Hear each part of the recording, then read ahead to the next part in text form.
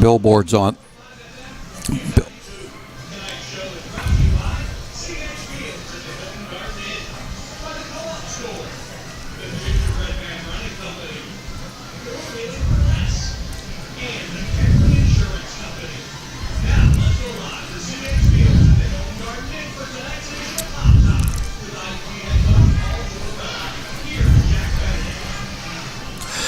And good evening, everybody, and welcome to another edition of Hawk Talk. We have Coach Paul Tortorella with us. We'll have a special guest, one of the top players for IUP, and he has been for quite a few years, coming along here in about half hour from now as we talk IUP football.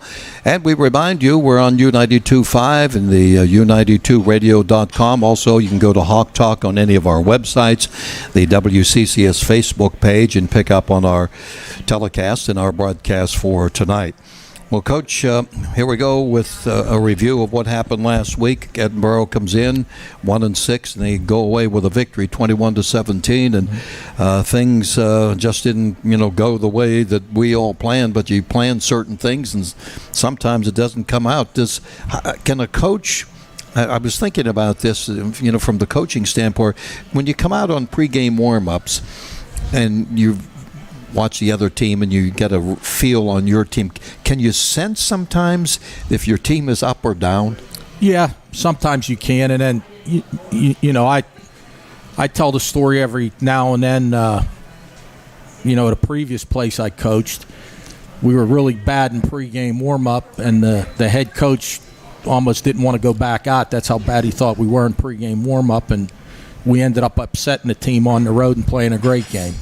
And there's been other times when you come out and you're juiced up and you lay an egg. So I don't really, the one thing was Irvin Charles was in warm-up and he couldn't go. So that was a little bit of a downer for us, not having him. But that's neither here nor there. That was something we got out of the pregame warm-up, which was a little bit negative. But, we had a good week of practice. We knew Edinboro would come in here and, throw caution to the wind. And, obviously Coach Nolf knows a lot of what we do, so he had a little bit of advantage that way. And they would take a lot of chances and do things. And, what it ended up was we just, in the kicking game, probably cost us 14 points. And we were down in the red zone 5 times, and we only scored 1 touchdown. I mean, we had 440 yards. Usually the barometer is when you get 400 yards, you should get 35 points. We had 440 yards, and we only scored 17, and that's because when you're down there and 5 times and you only get 3 field goals out of it, that's a potential of 35 points right there, not counting the touchdown we did score because we were outside the red zone. We hit a 25-yard pass. So third down, red zone. Defensively, we played great in the first half. I mean, didn't give up a point. We stopped them on 2 sudden changes, one on our 15, one on our 40. They had, I think, 80 yards in the first half total offense. So we played a really good first half defensively, and not bad. Third quarter, they got a fake punt on us. We had a guy for the eligible receiver, and he didn't take him. Well, I was going to ask you about that later on. And the strange thing was, it was a one-hopper to the punter. So I'm thinking, wait a minute, this couldn't have been planned. No, it was. It was a fake that we knew they had. And on their shield, if you don't have an eligible number there, then the guy's ineligible. Well, they had 2 guys on the shield eligible. One was 90, one was 37, and we had a guy for 90 and a guy for 37. The guy for 90 had him, but he wasn't involved in the fake. The guy that had 37 waited, looked, and then got out and went to go block one of their cover guys and just let him release. And our guy that was going to force the punt was actually going to block it when he saw the bad snap. And it kind of diverted him away from actually going to the punter who was getting ready to throw the ball. He was going to block the punt. He probably could have forced a bad throw if he wasn't going to block the punt. And so that hurt us, and they scored there and tied it. But like I told the team today, the bottom line is, both offense and defense had a chance at the end of the game to win it. We had a chance to stop them. We didn't. That was really their only drive of the game, was the last drive. They had 160 yards total offense going into that drive. 2 third downs, we, didn't get off, didn't stop them, didn't get off the field, and that hurt us. And then offensively, we had the ball on their 25-yard line. We got a chance to win the game on offense, and we didn't. So we didn't finish the game. You could go back and forth and look at everything that happened during the game. The bottom line is we had a chance on offense to finish the game at the end, and we had a chance on defense to finish the game at the end, and we didn't get it done. Didn't do it, yeah. Let me go back to Irv Charles for just a minute, because you mentioned that, you tried him in break. When did that happen? And it was a thumb injury, right? Right. He did it in practice. Well, he did it in the Cal game, but it wasn't that bad. Then he did it on Tuesday at practice. He re-injured it. Then on Wednesday, the same thing happened. He went to catch a hitch route. He dislocated his thumb. So Wednesday, we were thinking we might not have him. Friday, in the walkthrough, we threw the ball to him a little bit. He thought he was going to be okay. Went out Saturday, had a little pad on it. It was back in place. It was a small dislocation. They didn't really have to do a whole lot to get it in place, actually, according to Mark, our trainer. And went out Saturday and caught a couple balls, and just he couldn't even grip the ball. Yeah. And his thing was, I'd go, but I think I would hurt the team more. Well, that's unselfish. And you could use him as a decoy, but then you say, well, that's one less option that we have. And then once they know we're not throwing it to them, they're going to figure it out. But he just felt like somebody else would do a better job than him in there. Yeah. And one player, he would tell you, too, one player doesn't make or break a game. Absolutely still, not. I mean, we had 440 yards offense without him. We probably ran the ball better than we've run it all year. And the reason we ran it so well was they were really double covering Dwayne. I mean, they were double covering him every play, no matter where he was at. And they were taking away the deep pass. They were going to let us run the ball. They were going to let us throw the ball short. We hit one deep ball on a boot. We had a couple long runs. But they kind of took the deep pass away by the defense that they were playing. And what happens is you get the ball down to the red zone, and the field shrinks. And they were banking on holding us to field goals, and there was never a situation where we could go for it. It was 4th and 7. It was 4th and 9. It was 4th and 10. I mean, if it would have been, if we'd have made the first field goal that we missed, and that would have put us up 17-14, when we kicked the field goal to actually go up 17-14, we would have went for it there. It was 4th and 4. If we were up 17-14, we would have went for it, because I didn't think 6 would have been that much different than 3. We would have went for the first down and tried to score. We had a run play on 1st and 10 in that drive that was clean, and our tackle went and blocked the wrong linebacker. And it's probably going to walk in when you watch the video. But those things happen. You know. All right, we're going to be back with Coach Paul Tortorella, and we're going to be talking with Josh Doberman later on, preseason All-American. He's had a great career at IUP, and we'll be talking with him a little bit later on. Hey, it's Hawk Talk, and we're at the Hilton Garden Inn, and we'll be back with more on U92.5 and U92Radio.com. Kenley Insurance is a family-owned and operated insurance broker located in downtown Indiana at 689 Philadelphia Street. Hi, my name is Nicole Kenley, a licensed insurance agent with 15 years of experience in the industry. We offer many solutions such as home, auto, renters, life, flood, and many more specialty products. Hi, my name is Sam Kenley. We are a partner with over 30 A-rated companies such as Progressive, Travelers, Allstate, MetLife, and Nationwide, just to name a few. Please call 724-216-0972 for your free insurance review. Hey everyone, this is Ryan at Four Wheeling for Less, your local ATV and side-by-side dealership. We specialize in buying, selling, and servicing all major makes and models. In our sales department, we offer financing, warranties, and purchase appraisals. Our service department will keep you up and running for your next adventure, and our parts and accessories department can help you find whatever you're looking for. So whether you're looking to buy, sell, trade, or get service work done, visit our website, or give us a call, or stop by today. This is the voice of the IUP Crimson Hawks, Jack Benedict, inviting you to follow the Hawks home and away on U92.5 FM and at U92radio.com.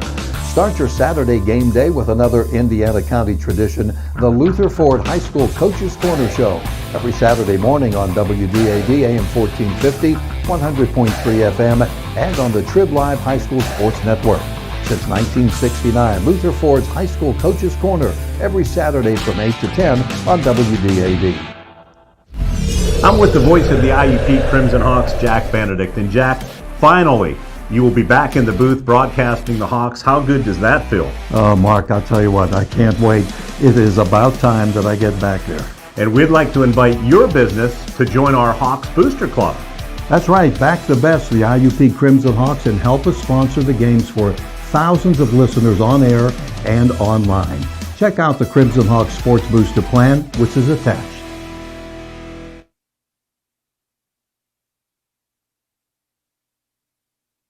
Welcome back, everybody, to the Hilton Garden Inn. Jack Benedict with Coach Paul Tortorella. We call it Hawk Talk, talking IUP football, as the Crimson Hawks took it on the chin to Edinboro 21-17 on Saturday, getting ready for Seton Hill. We'll talk about Seton Hill in just a couple of minutes from here. Well, you know, I hate to bring this up, but the 3 block punts consecutively is just unreal, unheard of. Right. So the assignments, were they the same? Were they different? Or what was the situation there? The same bust on the Cal game happened on the first punt against Edinboro. And we, obviously practiced it all week. The second one was a bad snap, and that's probably what ended up getting the punt blocked. The time was, usually we try to get every punt off in 1.9 or 2 seconds, and it was like 2.4 because the snap. Our snapper Ryan's done great all year, but in practice all week he was struggling, and he's been money on every snap all year, even the one that got blocked against Cal. But the second one Saturday was a bad snap more than anything. He, of course, is a true freshman. Now, he got shaken up later in the game. How is he? He's going to be okay. The hardest thing for a snapper is field goal, extra point. They just go after the center. And there's certain rules. And, 1 week they tell you you're not allowed to line up in the A gap, which is obviously the center guard gap. And then 1 week they say, no, it's okay, you can line up in a center guard gap. Then 1 week the official says, no, the rule is you can, but you just can't hit the center for 1 second. Then another interpretation is you can't hit the center till he puts his head up. They folded him up like a chair before he could get his head up right after he snapped the ball. And I go over it every game before with the officials because we lost Stout because of it. Yeah, last year. You lost him for his career. Correct. And I tell him to watch for it, and official said, nah, nothing, they didn't touch him. Well, after you watch the video, you wouldn't say that. Well, you have to make an adjustment on the spot each and every game. So, right. In other words, you go to the official and say, "How are you going to call it today?" Well, I got the interpretation today from the head of officials, and it's the interpretation that I thought, and then every week somebody else is telling me something different. So, and it's usually the umpire. Because I meet with the referee and the umpire before every game. We go over a couple things, and I always ask the umpire, tell me the interpretation, and it's a different interpretation every week. So I told the head officials today, I said, you tell me what it really is. And when he told me, I said, that's what I thought, that's what I've been going by, but they're not telling me that. Mm-hmm. He said, well, it's going to get addressed this week in our meeting, et cetera, et cetera. And it didn't affect the snap, but, he was dinged up. I give him credit. He was banged up, and he went in there and finished up, Actually, his punt snaps were excellent after that, and his field goal. We tried 4 field goals, and he was right on with all them. That's where they get them, not on punt. They get you on field goal extra point. Mm-hmm. And we got called for it at Slippery Rock, and we didn't even touch the center, but we did line up in the A gap because they didn't tell us that was you can't line up in the A gap. Okay. So, the rule's the rule, whatever. I just want to protect or snap. Sure. That's all. Well, he already lost one last year, and he's only, Ryan's only a freshman, Legier, so, and he's done a great job, as you said. Right. Let's go back to that 88-yard drive, nearly 7 minutes. Right. And so, as you had mentioned, you still had, they scored with like 3:28. Right. So you still had time. Sure. And you got down there in position, but it just wasn't to be. It was a field goal day, unfortunately, but you explained that once again. And what did you feel you could do to get to that point? I think you ended up on, the 23-25? Yeah. We had, they were playing a really soft coverage, 3-man rush, dropping deep, taking away the verticals. We probably... we still had enough time. We probably lost. We had a long run to start the series, and then we hit a swing route to Justice. Justice had a long run on a Connor. Mm-hmm. Then we hit him on a swing route, and we were in business 1st and 10, I believe, on the 26, somewhere in that vicinity. And they were playing a really soft coverage, and we just, Harry just wasn't patient enough to take the underneath stuff. And he kind of held the ball, and then, even though they were rushing 3, eventually they were getting a guy, you can't hold it forever. And we just needed to take what they were giving us because we had enough time to hit the check down or hit the drive route instead of trying to throw the ball down the field in the seams. The 3rd down play, he missed the read. We had a guy open, and he threw the swing route, and they were pretty much on that. Mm-hmm. They made the decision to take that away after we hit it earlier in the drive on them. So, I think we panicked. I think Harry panicked a little bit. I think we could have just thrown check down and drive routes and just kept moving the ball down inside the 10. And then it really gets condensed, and you got to throw the ball in some tight windows. But they were very structured in their coverage in regards to they weren't getting beat over the top. I mean, they were dropping their underneath coverage back beyond even the yard markers, the sticks. And we just had to be a little more patient. The one time Grant Smith on that series, we just run what we call a ball route. He gets up over the ball at 6 yards and just sits there. Both backers pushed, one pushed to the field, one pushed to the boundary, and he had him there, and he didn't see him. Didn't see him. Because they were all zone. There was no man. There was no blitzing.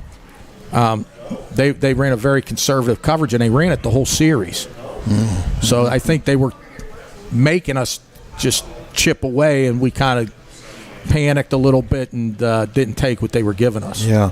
You had mentioned about Justice Evans, who's been with you from the beginning. He had his best game of the year. He had 22 carries for 143 yards because you lost Malik Anderson, and Justice had to pick up the slack. He's just been so solid for you. I mean, he had a great game, didn't he? Yeah, he played great. Caught some balls out of the backfield. Ran the ball well. Had 2 big runs. One was a 40-yard run. Another one was 25 yards.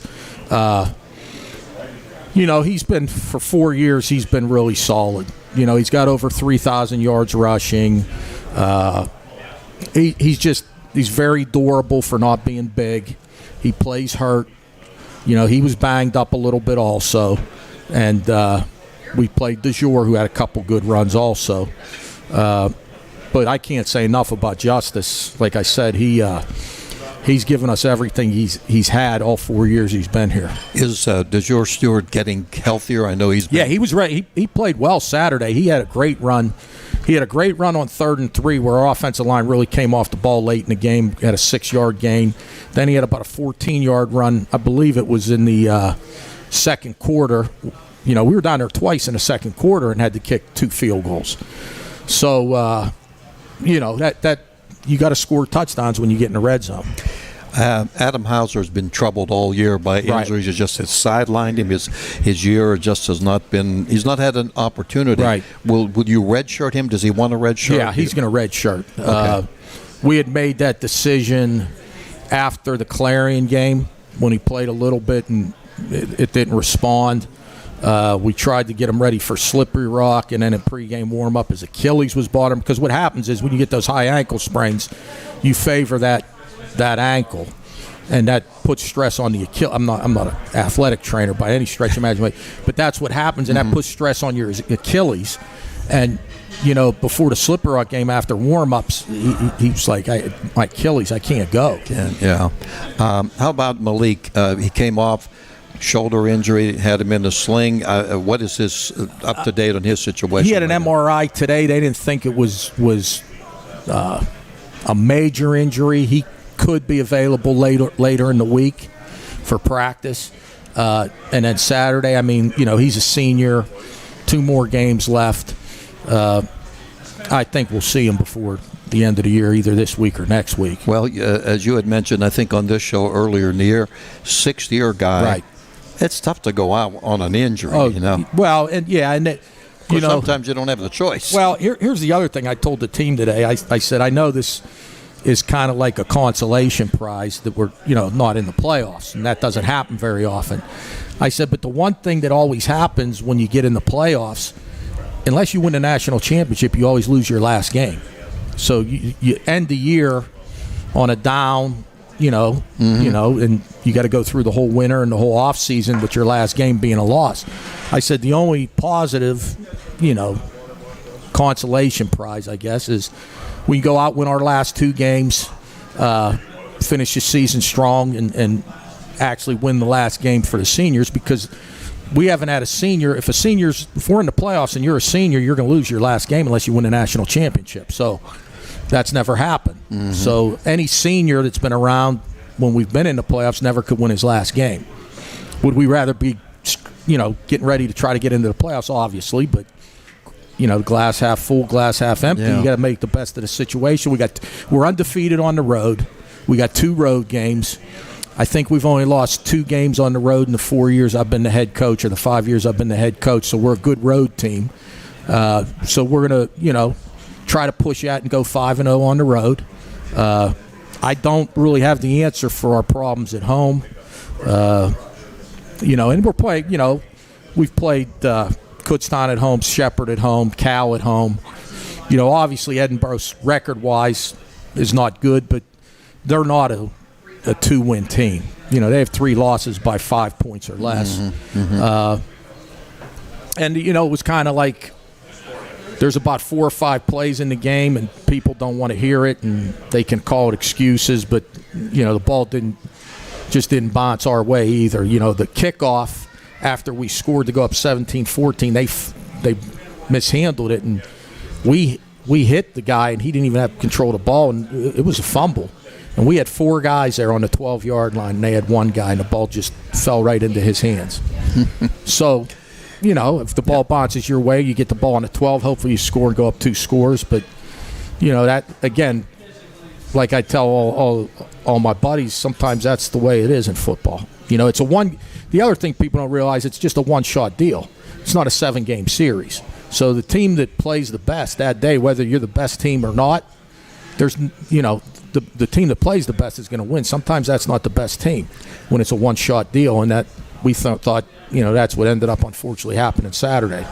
You have to get a lot of credit to Edinboro and to Jake. Here he was last year. He was a first-year coach. He didn't have anybody to coach. Right. And so he comes in now. I know he has given a lot of credit to your coaching staff and what he learned in a short time.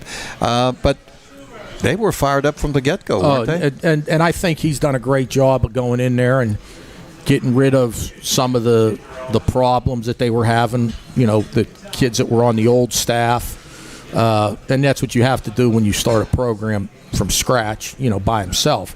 Here, I got the job when Kurt left. I recruited half these kids. I know them all. I was here for a long time. That's like nothing compared to just going somewhere cold and starting the program up with a new head coach. So he's done a great job. And like I told him, and he thought I was crazy, I said, not playing that first year might actually work in your favor. You got more time. I know you can't do as much with them.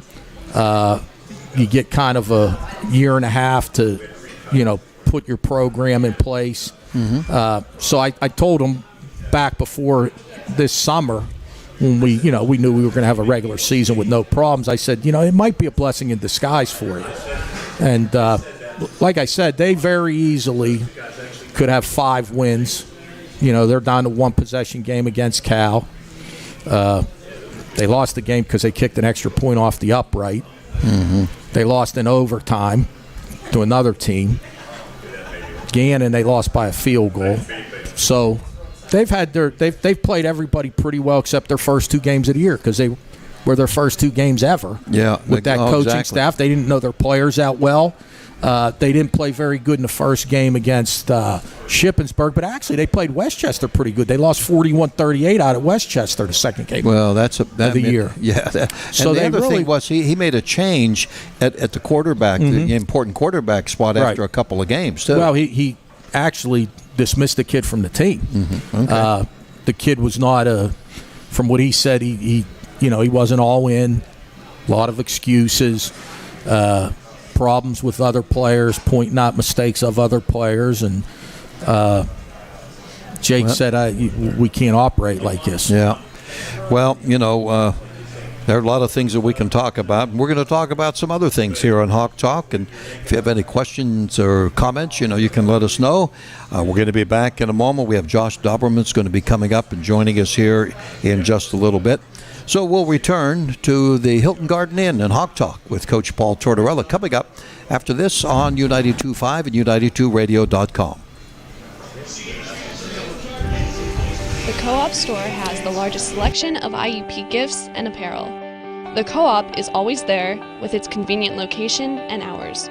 The Co-op store has been serving IUP and the Indiana community since 1933, and all profits are returned to the students through campus programs and activities. The Co-op has all your campus needs from the dorm to the classroom. Visit us online at www.iupstore.com. Hi, this is Zach, and welcome to Gingerbread Man Running Company, proudly located in the heart of Indiana on Philadelphia Street since 2009. We offer the top models from the best brands of running and walking shoes. Stop in today for your free gait analysis from our expertly trained staff. We are happy to help solve any foot or shoe issue you may have. Please visit our website for more information. Gingerbread Man Running. Catch us if you can. This is the voice of the IUP Crimson Hawks, Jack Benedict, inviting you to follow the Hawks home and away on U92.5 FM and at U92Radio.com. Start your Saturday game day with another Indiana County tradition, the Luther Ford High School Coaches Corner Show, every Saturday morning on WDAD AM 1450, 100.3 FM, and on the Trib Live High School Sports Network. Since 1969, Luther Ford's High School Coaches Corner, every Saturday from 8 to 10 on WDAD. I'm with the voice of the IUP Crimson Hawks, Paul Jack Tortorella, Benedict. And Jack, and we're at Hawk Talk here at the Hilton Garden Inn.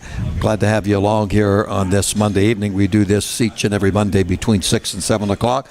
Want to welcome IUP's Josh Doberman with us. Josh, good to have you along here. Great to be here. Yeah, I'm going to give a little bit of a background. It's going to make you blush a little bit, see, on your resume and so on. First thing I want to ask you, though, you're from Hughesville, right? Yep. Okay, explain exactly where that is. Well, if you guys know where Williamsport is, it's right around the Little League World Series. They play that up there.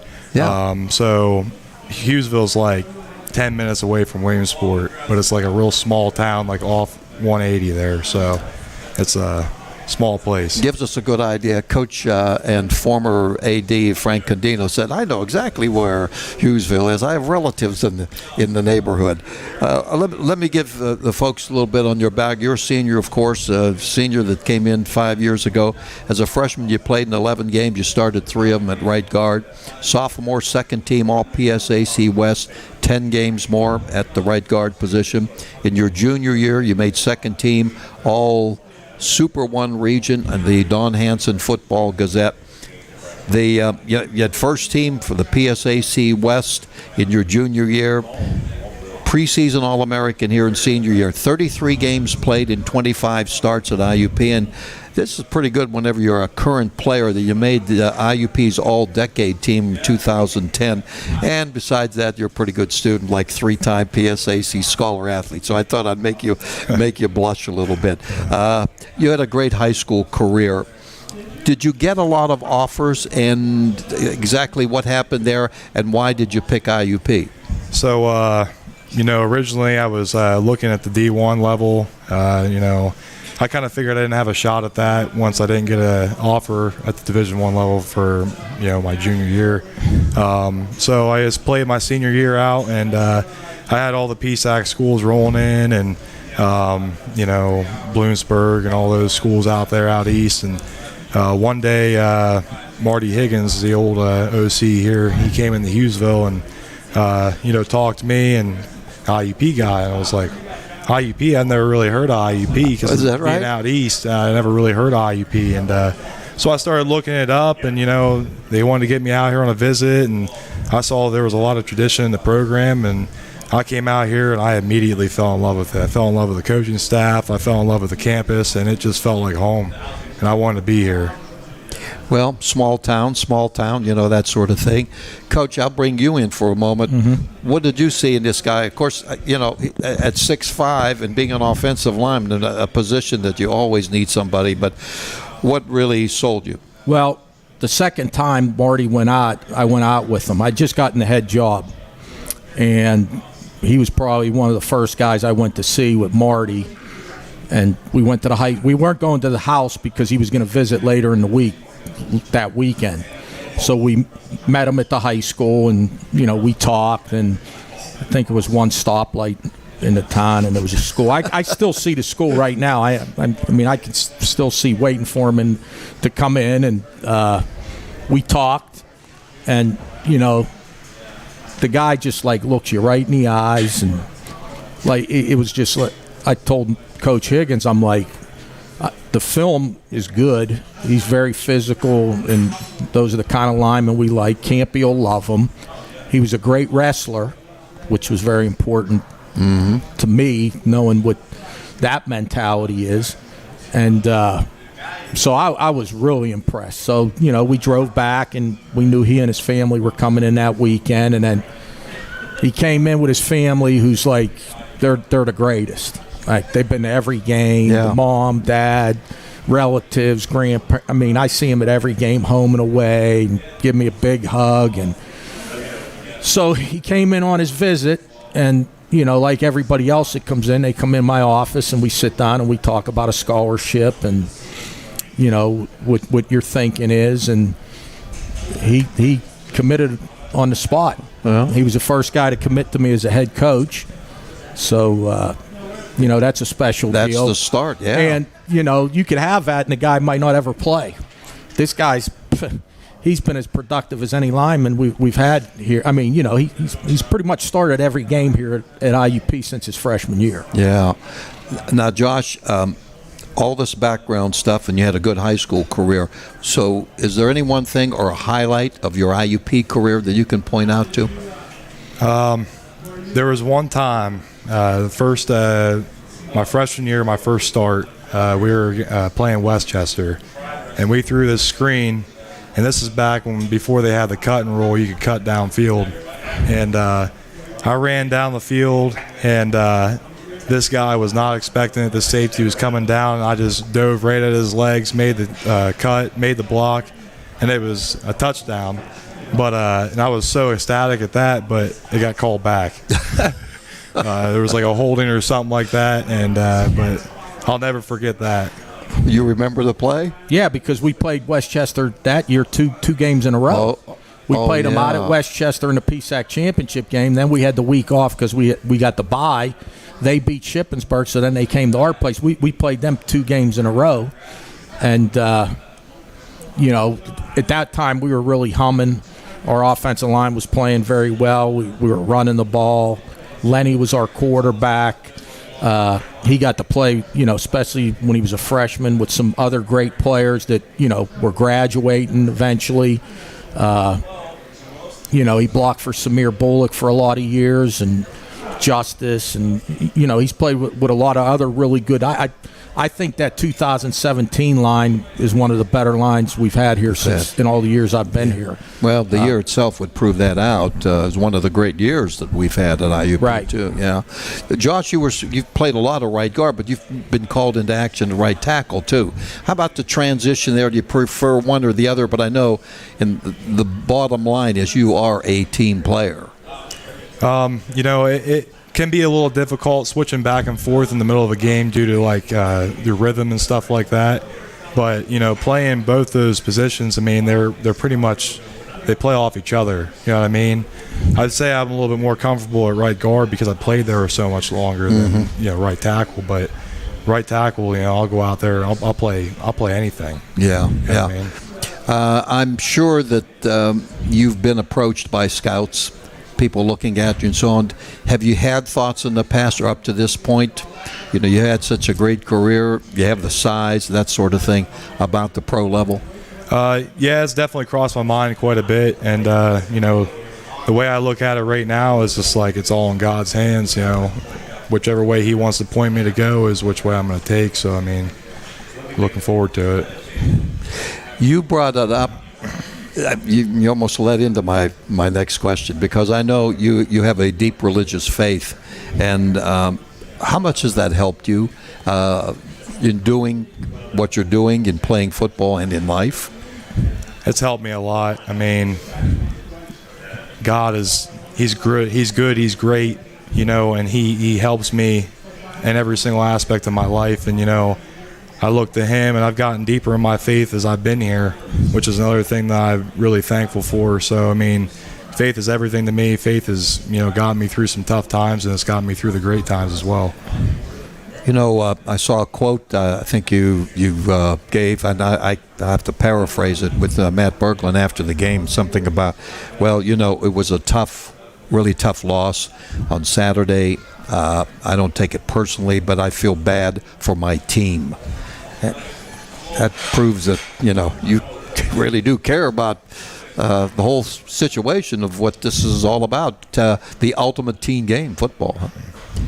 Yeah, I mean, it's tough, losing at home, last home game. I mean, me and the other seniors, I'm sure it hurts. You got to give credit where credit's due. They came out there and Edinboro came out there and played a great game. But, at the end of the day, we lose as a team, and we're going to win as a team. And that's the goal going forward here. Who was it just came to mind, is there somebody, one player that you played against that was just absolutely the toughest to go against? I mean, that's, I'm talking here a whole career, so I hit you with this question. That's a pretty difficult question, I guess. We played some really good players. I played a lot of good players. I mean, one guy, Gerald Brown, I mean, he's a All-American defensive tackle out of Cal. Mm-hmm. He's a tough player to go against. I played against the All-American defensive end, Chad Kuhn, and Slippery Rock. I mean, those guys probably were on the top of the guys I've went up against. Well, you're probably on their list too. Well, his freshman year, he went up against a couple good West Florida defensive linemen. They were pretty good. Oh, Their yeah, defensive absolutely. front was pretty good. Yeah, I'd say. You and I got together. I interviewed you a couple of weeks ago. I did a feature that we used on the air, and I'd asked you about what your major was, and your crim major. Yep. Now, you had stated to me, just still hold true, that you want to be a state trooper? Yeah, that's the goal. After football's over, I'm going to approach that. I mean, I already did approach it a little bit. I applied, and I was supposed to take my test during COVID, and COVID happened, and then the test got canceled. So that kind of prolonged that a little bit, but that's the goal after everything's said and done. Well, it'd make a good one. Oh, I was going to say, this guy'd be the best state trooper in the state of Pennsylvania. I hate to get stopped. I mean, and he, as good of a player he is, he's even that much better of a person. Like when we talk, a big thing we talk about is guys with intangibles. And this guy has all the intangibles. Great teammate, great leader, great student, accountable, built for others. There's not enough great things to say about the guy. I mean, if we had 70 Josh Daubermans, this job would be a whole lot easier than it is now. Let me put it to you that way. I don't know how coaches replace players like Josh. This one's going to be hard. Yeah, and especially Coach Camp's going to struggle. Yeah, Coach Mike. I know Camp. that. How about Coach Camp? He's something else, isn't he? He's had some great players come through this offensive line over the years. I'll tell you what, he's the best to do it. I wouldn't want to play for anybody else. He is the greatest coach I think I've had in my career. So, well, that's that's saying a lot, you know. Hey, Josh, thanks for coming in. I appreciate it. I'm glad, Coach, that you set it up that we were able to get this guy on because, we'll be watching you now. You got some games to go this year, then who knows beyond that. We keep tabs on you, you know. I appreciate it. Thank you. Thanks, Josh. You bet. All right, we're going to be back. Josh Doberman, he's a great one, both on and off the field. We'll be back with more on Hawk Talk coming up here from the Hilton Garden Inn right after we take this time out. Kenley Insurance is a family-owned and operated insurance broker located in downtown Indiana at 689 Philadelphia Street. Hi, my name is Nicole Kenley, a licensed insurance agent with 15 years of experience in the industry. We offer many solutions such as home, auto, renters, life, flood, and many more specialty products. Hi, my name is Sam Kenley. We are a partner with over 30 A-rated companies such as Progressive, Travelers, Allstate, MetLife, and Nationwide, just to name a few. Please call 724-216-0972 for your free insurance review. Hey everyone, this is Ryan at Four Wheeling for Less, your local ATV and side-by-side dealership. We specialize in buying, selling, and servicing all major makes and models. In our sales department, we offer financing, warranties, and purchase appraisals. Our service department will keep you up and running for your next adventure, and our parts and accessories department can help you find whatever you're looking for. So whether you're looking to buy, sell, trade, or get service work done, visit our website, or give us a call, or stop by today. The Co-op store has the largest selection of IUP gifts and apparel. The Co-op is always there with its convenient location and hours. The Co-op store has been serving IUP and the Indiana community since 1933, and all profits are returned to the students through campus programs and activities. The Co-op has all your campus needs from the dorm to the classroom. Visit us online at www.iupstore.com. This is the voice of the IUP Crimson Hawks, Jack Benedict, inviting you to follow with Coach Paul Tortorella. Thanks again to Josh Doberman for coming along.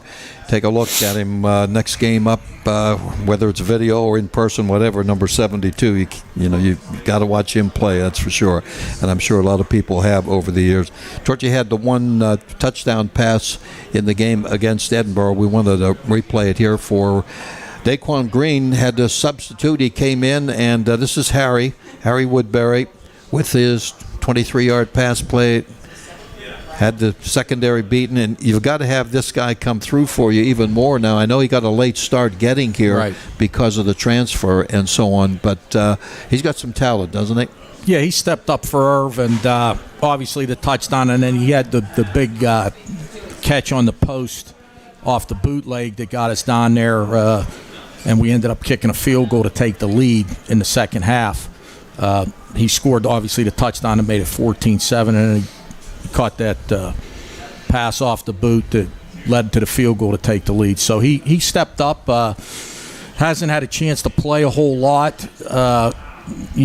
Little bit of four wide sets. He gets in a little bit, and then obviously when Irv couldn't go, he stepped right in and played most of the game. Yeah, we'll watch him this week too.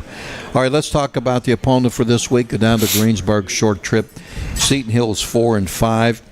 At this point of the season, I can't remember the last time they had 4 wins at this point of the season. And when you take a look at their schedule, they haven't lost by a lot of points. In fact, the game against Cal, and you may explain, it was 14-14 for a while, wasn't it, late in the game? Yeah, they've played pretty much every. They went to Kutztown and lost 14-3 early in the year, right? The week after we played Kutztown.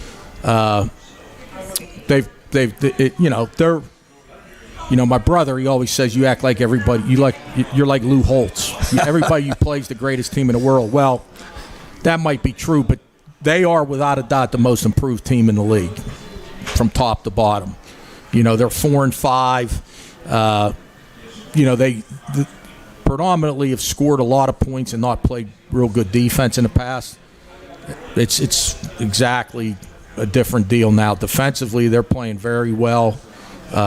They've held a lot of good offenses to low numbers, held Kutztown to 14 on the road, held Gannon to 17. they've got some really good defensive statistics, and they've got some really good defensive players, especially up front, and they look the part. I mean, they look the part. Offensively, they're working a quarterback. They've got. I'll tell you what they do have is a great running back. Yes, I was going to bring him up. You tell us. He's a hard runner. They love to run the outside zone. He's physical. He's tough. In the past, they've been a spread, just throw it every down, empty type offense. They've really tightened things up. They'll get in 12 personnel, 2 tight ends and 2 wides. Like I said, they love to run. They actually run the ball more than they throw it now, and they've got a good running back. They actually use 2 running backs. They love to run the outside zone and counter. They'll take the shots downfield, but they're totally different philosophy now with their new head coach. I believe this is his second year as the head coach. I think second or third, yeah. And then he played there, and so he knows the dynamics. And they had a COVID year last year, so again he had another year to get his program in place. But the difference in us playing them 2 years ago there to this year is like night and day. The type team they have and the how they're composed. They're a totally different deal in regards to they play great defense. In the past, they used to bring 1,000 blitzes and just play crazy on defense. I mean, just some craziness. Now they're very structured, sound. They very impressed. Sounds like they're organized now. Yeah. 25 sacks. I have 4th in the league in defense. So the running back is Logan Weiland. Weiland, yep. Yeah, and I was talking with their sports information director today. He said he won't beat you outside, but he keeps coming in. He has 207 attempts this year, right, and just a little over 1,000 yards. So, defensive line's got to step up this week. Well, This guy, you better tackle. I mean, if you go in there and think you're just going to arm tackle him, that's not happening. This guy's a hard runner. He can make you miss, but that's not the type of runner he is. He runs through tackles. You got to get a lot of hats to the ball because the first guy, he's usually trying to run that guy over. And he runs the outside zone very well, but he likes to hit it off tackle and cut it back. And they've got a fullback that they move around, H-back, tight end type guy that really helps them, ends up being a lead blocker a decent amount. Even though they're a one-back team, they still get some lead plays out of him. And very structured on offense. Do a pretty good job protecting the quarterback, get the ball out quick, run a lot of screens, wide receiver screens, and then they'll take shots down the field with their vertical game. They have a young man named McCormick who's a quarterback. Now, the way I saw and the way I've been reading, he did not start earlier in the year. Right. So he's come on like the last 3 games or Correct. so. So apparently he's been the key. The other fellow, I think, threw a lot of interceptions. Yeah, turnovers have been their bugaboo in the past. And I think early in the year with the other quarterback, they turned the ball over a little bit. Now that this guy's really taking care of the ball, does a good job in their check system, gets them into good plays. Like they'll have an outside zone called, and if you have a loaded front to the side where it's supposed to go, he'll check it and they'll just take it to the other side. Does a good job with RPOs, because they have a pretty good run game. If you don't line up and get ready to stop the run, they'll run the ball all day on you. So they have a good RPO where they fake the run and throw off of it to hold your linebackers. So, they're a lot more physical than they've ever been, as a team. Obviously, coming off 2 losses, you got to get the guys together this week. They got to be in the right frame of mind more than anything, don't they? Yeah, I mean, it's hard, but, you got to be ready to play the next game. We are a little spoiled around here, and in regards to pretty much every game that we play has playoff implications. That's not the case right now, obviously. But we're going on the road. And like I said, we're 3-0 on the road. We want to try to go undefeated on the road, and we've got our last 2 on the road, so we'll have the ability to try to do that. And sometimes it's good when things aren't going great to get away and go play a road game. Get out of town. And our guys, for whatever reason, they don't mind playing on the road, and we usually play pretty well on the road. Well, we want to mention, too, that with the passing of Coach Bernie McCowan, and you worked with him for quite some time. Coach Frank Signetti brought him in the late Right. 80s. Your first recall when you first met him and your first impression. Well, first off, he was going to be the defensive end. He was already the defensive end coach when I came here as the defensive coordinator. And I met him and we talked, and I know he had been good friends with my ex-high school head coach. Oh. They had coached at the Big 33 together, and as a matter of fact, Coach McGowan was the head coach at Kane, I think, when my former head coach at Keystone Oaks was actually the head coach at Bradford, and they used to play each other, so they coached against each other. They're really good friends, and so that was a nice thing that we talked about. And then I just remember, after a day or two talking with him and saying, I'll tell you what, if this guy can coach half as good as the type of person he is, this guy's got to be a great coach, because this might be the nicest guy I ever met in my whole life. And and he was like that every day for 20. I worked with him, I think, 22 years, and he was like that every day. You could go win a game by 50 or lose a game by 50. He was the same guy the next day. Yeah, no question about it. We have him up on the monitor, and Bernie was quite a guy. And we were so blessed at IUP that he came across town. Right. So I said, I'm going to retire, but I'm not that old, And when I look back, I couldn't believe it was 27 years that he coached here. Well, and then you throw in what he did at the high school, whatever that is. Oh, yes. So there's a guy that's coached here in Indiana for what? Almost 50 years. Almost 50 years. Yeah. Well, the one thing too, and I look back on the records, and I have something coming up I want to end with Bernie a little bit later on to talk about.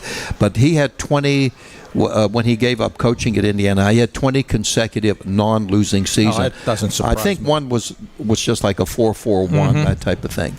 So, but he's touched so many people because of he was a community involved man.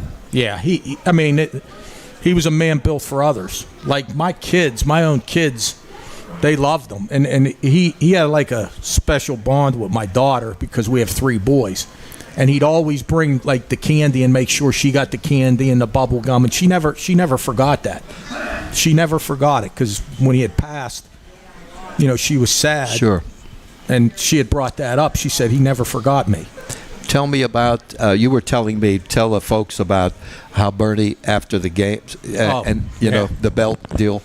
After every game we'd win, we'd be on the sideline, and if time would be running out, or if it was a close game and it was the last play of the game and we won, he'd come right to me on the sideline, give me a big handshake, and said, put another one in the loop, Tort. Put another one in the loop.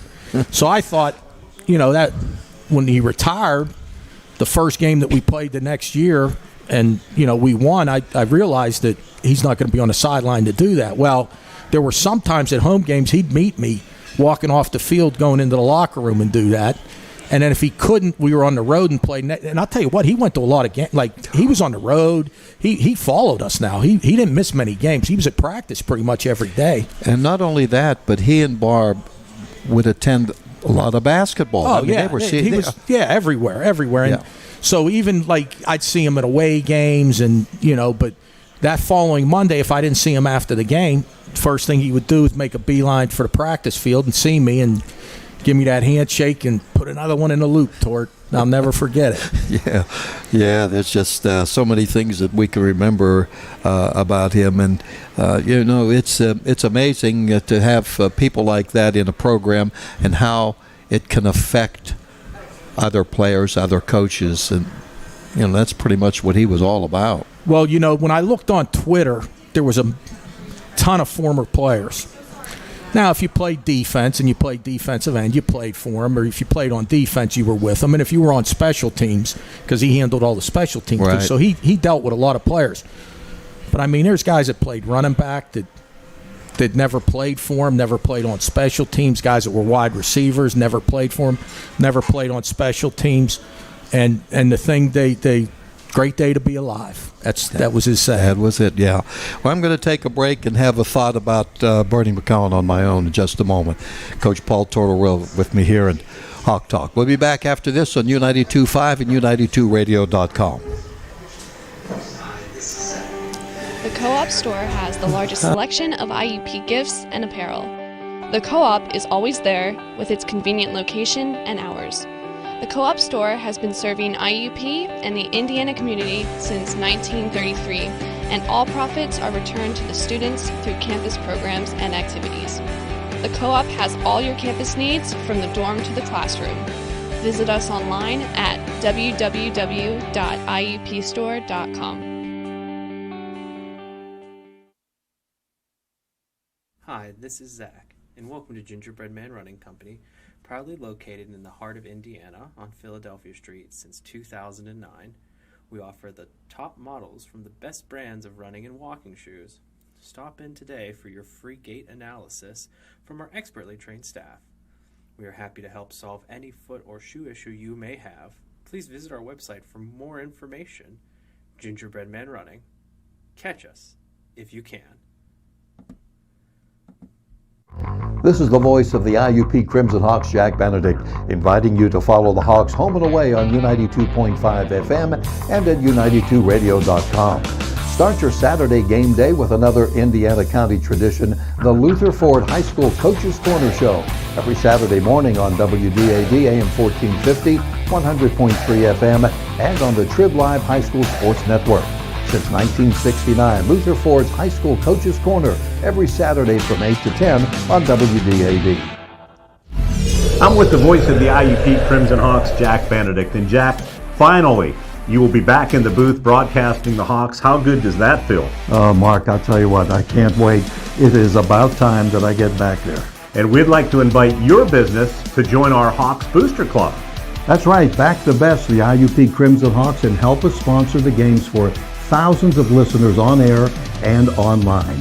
Check out the Crimson Hawks Sports Booster Plan, which is a tech. Paul Tortorella. And I just had some personal thoughts about Bernie McCowan on my own. You know, it was about 5 minutes before I was to do the Indiana high school football game Friday night that I found out the passing of Coach McCowan. And I thought, you know, it was 52 years ago at that same location, Indiana High School, that I broadcast my first football game here in Indiana County, Indiana High or IUP. And it was hard to believe it was that many years. And then, of course, Coach McCowan was on our original Coach's Corner show on WDAD that we started in 1969. I had the great opportunity to broadcast his final game as an Indiana high school coach in 1986. And then, for our good fortune, as we had talked before with Coach Tort, he came over to IUP, and Coach Signetti brought him over, and he was here for 27 years. Walking the sideline with him from different time, many times at practice. And actually the last time I saw him was a few months ago. Saw him with Coach McCowan, with his wife, with Barb, and we were at the luncheon, the retirement luncheon for Ron and Frank Trenny, and we shared a table together there. So when you look back, you know, I thought about last weekend, and my three favorite football teams all lost. But you know what? The games, wins, losses, the games come and go. But a guy like Bernie McCowan comes along once in a lifetime. So we remember him, and maybe we can get him a couple of more wins here before the end of the year, Coach. Well, we're going to have the BM sticker on the back of our helmet for these last two games. So it's a great tribute to him. Yeah, that'd be good. You bet. Thanks, Coach. Good luck Saturday. Yep. Thank you. We'll have a game for you. It's a noon kickoff. We'll be on the air at 11:30 on U92.5 and U92radio.com. So join us then. For our entire staff and for Josh and the coach, this is Jack Benedict, and have yourself a Major League evening.